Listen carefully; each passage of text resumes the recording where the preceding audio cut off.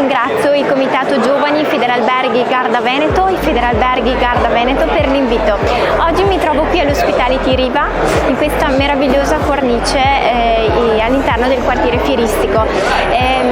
Ho parlato di Slow, in particolare di un progetto volto a posizionare Verona e il suo territorio come una destinazione di qualità ed eccellenza per il turismo lento. Turismo lento che è sinonimo di tradizione e innovazione, di valorizzazione del territorio, delle tradizioni, delle identità locali, ed è un trend sempre in crescita, in particolare è cresciuto del 18% rispetto al 2022.